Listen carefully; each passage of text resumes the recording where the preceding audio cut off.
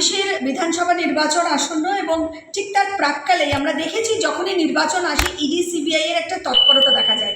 এবারও কিন্তু ঠিক একই নজর দেখা যাচ্ছে কলকাতা জুড়ে বিভিন্ন জায়গায় ইডি সিবিআই আবারও রীতিমতন রেড করছেন।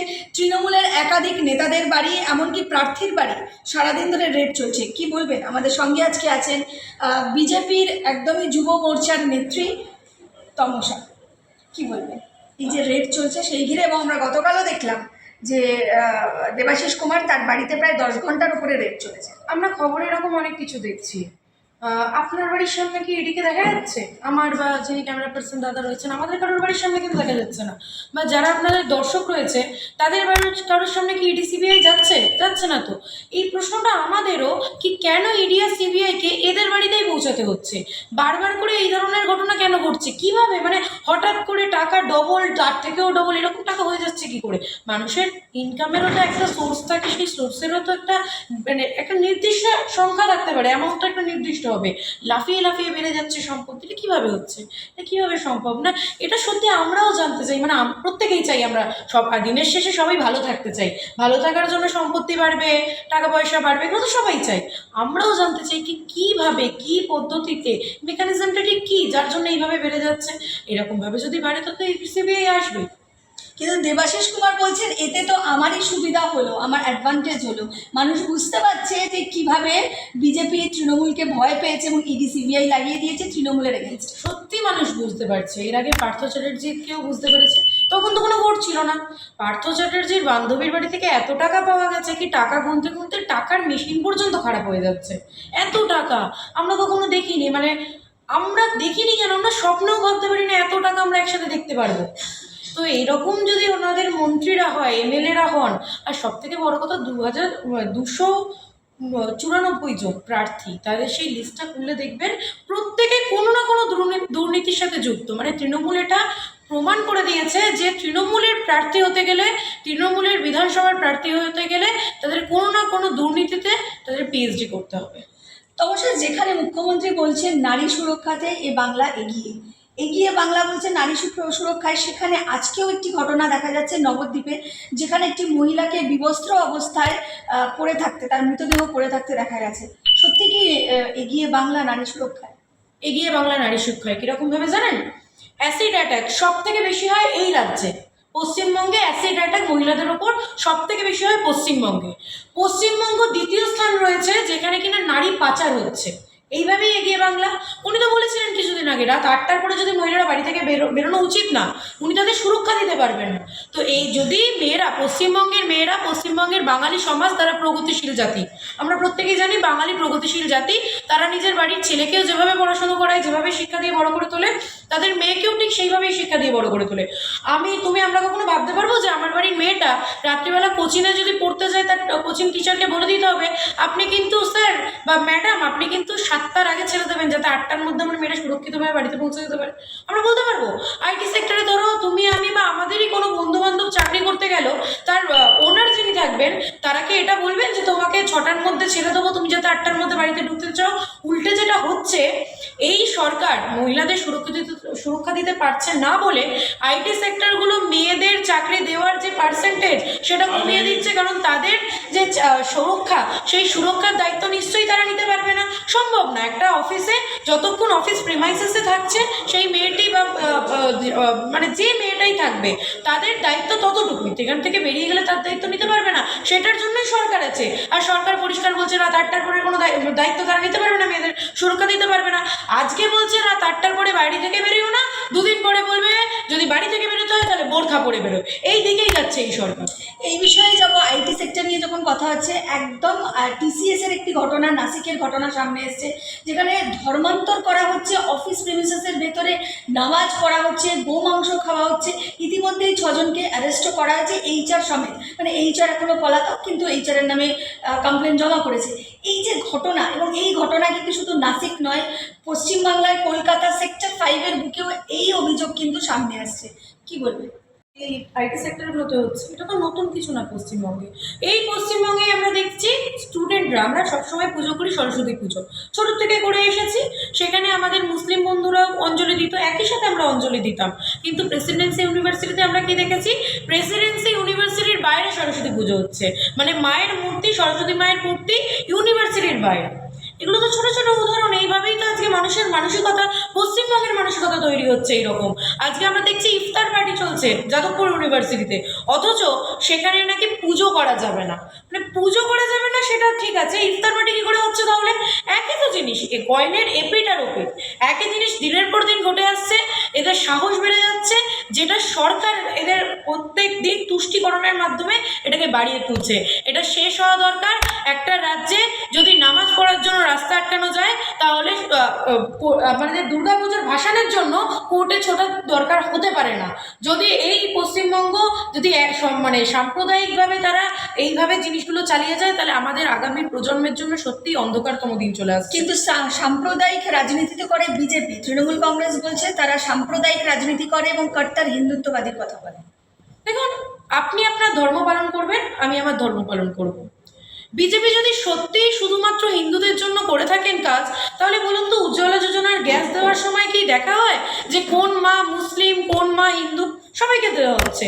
আপনি আমাকে বলুন, বলা হয় যে যদি সত্যিই বিজেপি মানে হিন্দুত্ববাদী হতো, তাহলে মুসলমান খ্রিস্টান প্রত্যেকে যে প্রকল্পগুলো, সেগুলো কি স্পেসিফিক কোনো ধর্মের জন্য দেওয়া হচ্ছে না তো।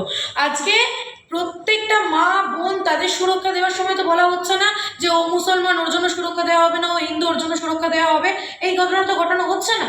তাহলে যদি আজকে আমাদের এই পশ্চিমবঙ্গের কথা বলছি, তৃণমূলের বিজয় উল্লাসে বোম মেরে তামান্নাকে মেরে দেওয়া হলো। তামান্না মুসলিম, আমরা সবাই জানি। সেখানে কাকে আমরা দেখেছিলাম সবার আগে পৌঁছে যেতে? সুকান্ত মজুমদার, বিজেপির নেতা, তিনি কিন্তু পৌঁছে গেছিলেন। আজকে তামান্নার কথা আমরা সবাই খুব ভালো করে জানি। সেই বাড়িটা, সেই পরিবারটা কিন্তু সিপিএমের, তাদের পরিচয় হচ্ছে সিপিএম। কিন্তু যখন মানুষের পাশে দাঁড়ানোর দরকার হয়, তখন বিজেপি কিন্তু ধর্ম দেখে না, কোনো রাজনৈতিক দল দেখে না, সাধারণ মানুষের পাশে বিজেপি দাঁড়ায়। এটাই বিজেপির মানে সভ্যতা, এটাই বিজেপির প্রত্যেকের আমাদের, এটাই হচ্ছে আমাদের আচার। অভিষেক বন্দ্যোপাধ্যায় বলছেন যে 4 তারিখের পর, রেজাল্ট বেরোনোর পর অমিত শাহ, আমি তাকে উদ্দেশ্য করে বলছেন, একটা গুজরাটি গুন্ডা, উনি পারলে 4 তারিখের পর, রেজাল্ট আউটের পর তিনি পশ্চিমবাংলায় থাকুক, তাহলে বুঝবেন। মানে সরাসরি তাকে কটাক্ষ করে বলছেন। দেখুন, ওনারা বাঙালি আর বাঙালি রাজনীতি, বাংলা এইসবে সুশ্রুতি দিয়ে রাজনীতি করছেন, এটা ওনাদের বিষয়। আমাদের এইগুলো সংস্কৃতি নয়। একজন মানে স্বরাষ্ট্রমন্ত্রী, তাকে এই ধরনের কথা উনি এবং ওনার পিসি, ওনাদের পুরো দলটা, এদের পক্ষে বলা সম্ভব। এই নিয়ে আমরা মন্তব্য করতে চাই না। আর একটা বিষয়ে যাব, যে সম্প্রতি মুখ্যমন্ত্রীও বলছেন যে বারবার ডেলি প্যাসেঞ্জারি করে অন্য রাজ্য থেকে বা দিল্লি থেকে এই হিন্দিভাষী নেতারা এসে তারা বাংলার কৃষ্টি সংস্কৃতি না বুঝে তারা সোনার বাংলা গড়ার প্রতিশ্রুতি দিচ্ছে বা চ্যালেঞ্জ দিচ্ছে। সেটা কি করে সম্ভব? পশ্চিমবঙ্গের মানুষ রাজনৈতিকভাবে যথেষ্ট সচেতন। তারা খুব ভালো করে জানেন কে কি করছেন। দেখুন, এইবারে 2026-এর নির্বাচন তৃণমূলের বিসর্জন। ওনারা যত এই ধরনের কথাবার্তা বলবেন, মানুষ ভয় মুক্ত হবে। এইবারের ভোটটা হচ্ছে ভয় আউট, ভরসাহীন। তাই জন্য মানুষ বিজেপিকেই ভোট দেবেন। 2026-এর নির্বাচন তৃণমূলের বিসর্জন। তৃণমূল চলে গেছে, ওরা জানে ওরা চলে গেছে। সেই জন্য দেখুন, মুখ্যমন্ত্রী তো এই প্যারাশুট ল্যান্ডিং করে আসেননি। উনি পশ্চিমবঙ্গের মাটির গন্ধ বুঝতে পারেন, পশ্চিমবঙ্গের মাটিতে এই গন্ধটা উঠে গেছে যে তৃণমূল চলে গেছে, সেটা উনি বুঝে গিয়ে এই ধরনের বক্তব্য রাখছেন। এগুলো নিয়ে বাংলার মানুষ একদমই ভাবছেন না। তারা ঠিক করে নিয়েছেন 4 মেতে তারা তৃণমূলকে বিসর্জন দেবেন। কিন্তু তমসা 2 কোটি চাকরি দিয়েছে মুখ্যমন্ত্রী, বলছেন যে তার সময়কালে সে 2 কোটি চাকরি দিয়েছে। দিল্লিতে তো বলেছিল বিজেপি সরকার চাকরি দেবে, কোথায় চাকরি দিয়েছে? এমনকি 15,000 টাকা অ্যাকাউন্টে দেওয়ার কথাও বলেছিল, সেই প্রতিশ্রুতিও রাখেনি। কি বলবেন? আরবিআই এর তথ্যটা একটু দেখে নিতে বলুন ওনাকে, তাহলেই বুঝে যাবেন যে 2 কোটি চাকরি কোথা থেকে হয়েছে। আর ওনারা যে বলেছিলেন ডবল ডবল চাকরি দেবেন, দেখুন ওনারাও সত্যি কথা বলছেন।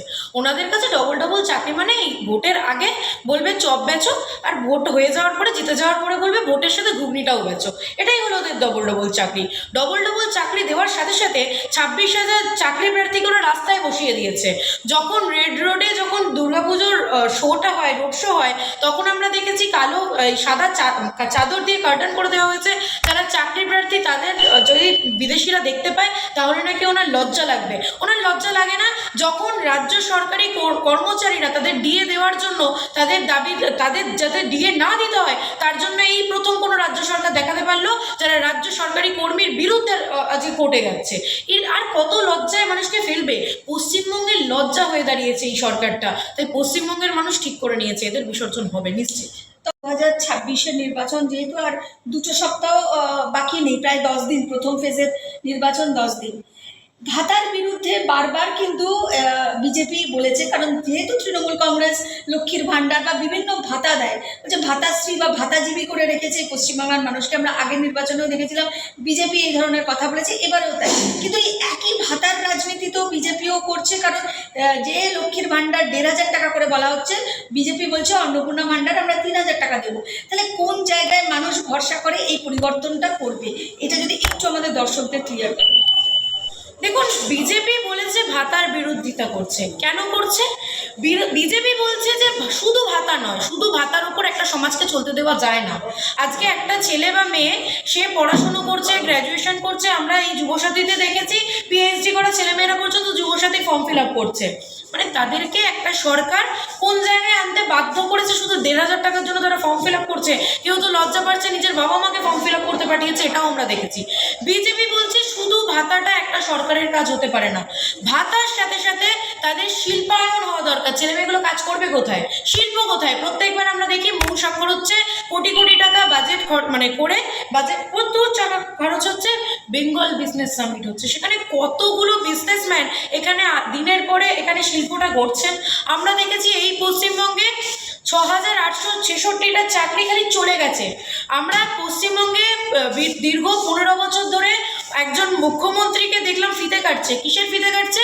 মেলা, খেলা, পুজো, এর বাইরে কোনো শিল্প কারখানার কোনো ফিতে কাটতে ওনাকে দেখা যায়নি। আমরা বলছি ভারতীয় জনতা পার্টির সরকার আসলে আমাদের আশেপাশের যে রাজ্যগুলো যেখানে ভারতীয় জনতা পার্টির সরকার রয়েছে তারা যেভাবে শিল্প আনছে এবং সেখানে শিল্পের হাব তৈরি হচ্ছে। আজকে এই টাটা চলে গেল গুজরাটে গিয়ে সেই গুজরাটের আজকে কী পরিস্থিতি প্রত্যেকে দেখতে পাচ্ছে। ইউপি, বিহার যেগুলোকে আমরা বলতাম জঙ্গলরাজ, সেখানে জঙ্গলরাজ চলে গেছে, আর আজকে পশ্চিমবঙ্গে মহা জঙ্গলরাজ শুরু হয়েছে। সেই জঙ্গলরাজ মানুষ সরিয়ে দেবে। মানুষকে দেওয়া হচ্ছে 3,000 টাকা যুবরা 3,000 টাকা নিয়ে তারা তাদের যে নিজস্ব খরচগুলো, চাকরির ফর্ম ফিল আপ করার জন্য তাদের টাকা দেওয়া হচ্ছে। শুধু সেটা নয়, তাদের এককালীন 21,000 টাকা দেওয়া হচ্ছে যাতে তারা পরীক্ষাগুলো, যে সরকারি পরীক্ষার প্রিপারেশন নেবে তার পড়াশুনো করার জন্য দেওয়া হচ্ছে। মেয়েদের যারা গ্র্যাজুয়েশন করবে তাদের পিছিয়ে পড়া যে পরিবারগুলো তাদেরকে এককালীন 50,000 টাকা দেওয়া হচ্ছে যাতে তারা নিজেদের পড়াশোনাটা চালিয়ে যেতে পারে। আজকে এই পশ্চিমবঙ্গে কোনো চাকরি নেই, তাদের কোনো সুরক্ষা নেই, তাই তারা অন্য রাজ্যে চলে যাচ্ছে।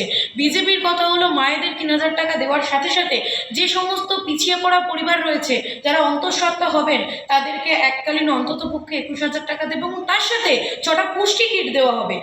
পশ্চিমবঙ্গের মায়েদের, মেয়েদের, ভাইদের নিজেদের পায়ে স্বাবলম্বন করার জন্য ভারতীয় জনতা পার্টির সরকারকে মানুষ এবার বেছে নিচ্ছে। কি বলবেন মুখ্যমন্ত্রীর উদ্দেশ্যে? এটুকু মানে যেহেতু বিজেপি বলছে তৃণমূল চলে গেছে, আমাদের যিনি সভাপতি তিনিও বলছেন যে বিজেপি চলে গেছে, যাবে নয় চলে গেছে, তৃণমূল চলে গেছে, বিজেপি আসছে। তাই কি বলবেন বিদায়ী মুখ্যমন্ত্রীকে? একটাই কথা বলবো, মানুষ ওনাকে অগ্নিকন্যা হিসেবে এনেছিলেন, কিন্তু পুরো পশ্চিমবঙ্গে যে আগুনটা জ্বালিয়ে দিয়েছেন সেটার বদলা মানুষ নেবে। এটা ভারতীয় জনতা পার্টির বিরুদ্ধে ওনার লড়াই নয়, এবারের লড়াইটা হচ্ছে মমতা ভার্সেস জনতা। সেই জন্যই এবারে